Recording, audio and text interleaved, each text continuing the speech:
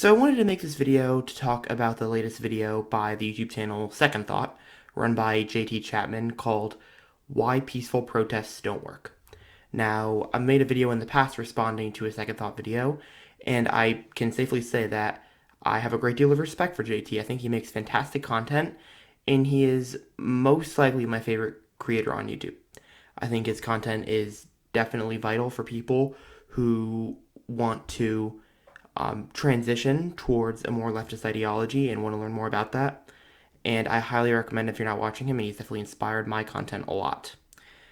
However, I will say that I do have disagreements with him in this most recent video that I thought would be necessary to highlight and discuss, because I believe that his assumption that peaceful protests can never work is not only wrong, but I feel as if he does a relatively poor job explaining it. And I'll go into that, but before I go into that, make sure you watch the original video so you know what I'm talking about. I'll be sharing clips of it here and there, but you need to watch the whole thing to understand where I'm coming from. So I'll leave a link to it in the YouTube card. Definitely do check it out, because even if I disagree with it, it's still not a bad video by any means, and it does definitely include a lot of important information nonetheless, even if I disagree with its overall conclusion. But throughout the video, the point JT tries to make is that the idea that peaceful protests are going to get us out of the situation is misguided, because they have already been sanctioned by politicians, as in they're telling you to protest civilly and to not be violent. Back in May, Politico leaked the Supreme Court's decision on Roe v. Wade early, and understandably, people gathered outside conservative justices' homes to voice their anger. They did what protesters do and have always done. They chanted rhyming slogans, held witty signs, and drummed on plastic buckets. Again, this is what it looked like. But what matters isn't so much the protest itself, it's what happened afterwards. A lot of people weren't fans of what they saw. The guy who took this video, Douglas Blair, got invited on Fox News and called it It's genuinely one of the scariest things I've ever witnessed. And he wasn't the only one. As soon as this video went viral, the condemnation started pouring in.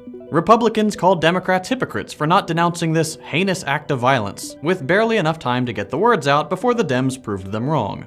On Twitter, people did the same thing. Liberals and conservatives alike put their 2 cents in, begging protesters to be sensible and, quote, be civil civically, as one conservative pundit put it. Many came out of the woodwork with the same take. Protesting outside a justice's home is unacceptable, and the conversation became about how people protest, not why. And while I think a lot of what he's saying here is true, in this sense at least, it is kind of predicated on the notion that these protests are actually violent like the politicians claim, when in no way they are. And that is just politicians' way of saying, stop criticizing us, don't tell us to do our job.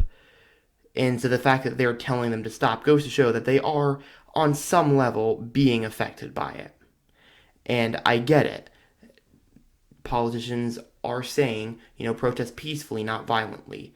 So they're essentially, these peaceful protests have been permitted by the powers that be. The call for civility suddenly becomes the news item of the moment. But that's not all. After years of this kind of high-roading, the appeal to civility has basically become the Democrats' entire political platform. A platform that's best summarized by Michelle Obama's famous, "When they go low, we go high."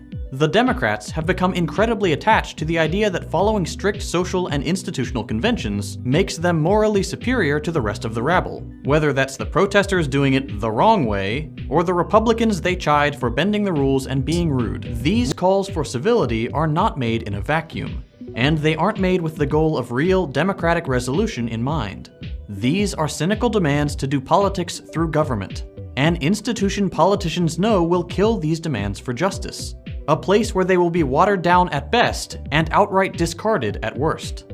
While I think that point, there is some truth to it, I also would contest the notion that it is entirely useless, and I'll go into detail as to why. Now, a lot of this I already explained in a video that I posted last winter about my belief that only nonviolent resistance can overthrow a dictatorial regime. That video was based on a paper that I wrote for my Intro to Comparative Politics class that I took a couple semesters back now. And I stand by the points I made. I'm going to be repeating some of them here. So if you want me to explain them in a little bit more detail, if you can bear the horrendous audio quality, again, I'll put a link to that video in the YouTube card. But basically my entire argument for as to why peaceful protests are really not only will they work, they are the only solution, is rooted in the arguments from Professor Erica Chenoweth. Chenoweth, an international studies professor at Harvard, wrote in a Washington Post op-ed in 2016, quote, "When we drilled into the data, we found that nonviolent resistance campaigns don't succeed by melting the hearts of their opponents. Instead, they tend to succeed because nonviolent methods have a greater potential for eliciting mass participation. On average, they elicit about 11 times more participants than the average armed uprising, and because this is a source of major power shifts within the opponent regime. Mass participation that draws on diverse segments of society tends to empower and co-opt reformers while cutting off hardliners from sources of support. When such participation is nonviolent, it increases the chances of pulling the regime's support from the leadership, allowing security forces, economic elites, and civilian bureaucrats to shift their loyalties with less fear of bloody retribution. In other words, we found that nonviolent resistance is effective not necessarily because of its conversion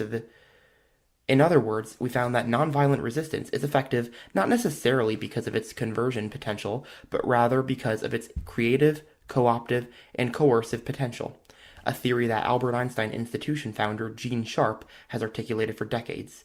Naturally, not all nonviolent campaigns succeed, but in cases where they failed, there was no good systematic evidence to suggest that violent uprisings would have performed any better." And building off of the point that Chenoweth makes about Gene Sharp, I mentioned this in the video last December. In his book, he writes that even if violent revolution is to succeed, it could lead to a perhaps even worse, even more authoritarian, and even more repressive regime than before. So that's the crux of my disagreement with JT on this argument. The fact that the data shows how violent revolution, even in the cases where it does work, would lead to even worse outcomes, and how nonviolent revolution is generally more effective at building coalitions, which is really the only hope there ever is at change. Not only that, but violent protest is likely to backfire, even when it is for a cause that people nominally support. According to a 2018 paper published in Sage Journals, quote, "Participants responded to an experimental scenario based on recent violent confrontations between white nationalist protesters and anti-racist counter-protesters, allowing the authors to study whether violent protests would reduce public support even when used against a widely reviled group. The authors found that the use of violence by an anti-racist group against white nationalists led to decreased support for the anti-racist group and increased support for the white nationalist group. Furthermore, the results were consistent with the theorized causal process. Violence led to perceptions of unreasonableness, which reduced identification with and support for the protest group. Importantly, the results revealed a striking asymmetry. Although acts of violence eroded support for an anti-racist group, support for white nationalist groups was not reduced by the use of violence, perhaps because the public already perceives these groups as very unreasonable and identifies with them at low levels." So at the end of the day, I believe that violent resistance is not the way to bring about change, and in fact could turn off potential allies, while nonviolent resistance is the way.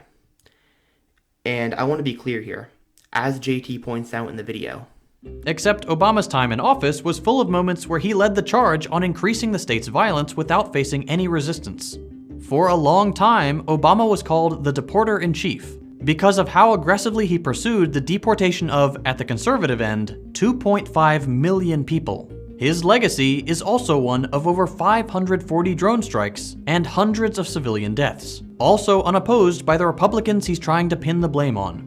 Obama also imposed, once again without staunch opposition, the brutal austerity politics that made the 2008 crash so violent for millions of Americans. The banks were bailed out, but many Americans were just left out to dry in sudden, brutal poverty. And it wasn't because Americans disagreed with one another, it's because their voice didn't matter as much as those of business interests. This is because, unlike what Obama is trying to convey, the government is not an impartial institution. And he's 100% right when he says this. And who the hell am I to tell people who have been beaten down and, honestly, I think it's fair to say brutalized by the system, to tell them, who am I to tell them that violence is not acceptable? After all, many of them probably do genuinely believe that it is self-defense. However, my opinion is that JT doesn't really talk about the negative ramifications of violent resistance, and that he relies on relatively flimsy arguments as to why nonviolent resistance is ineffective, saying, oh, well, the politicians are sanctioning it.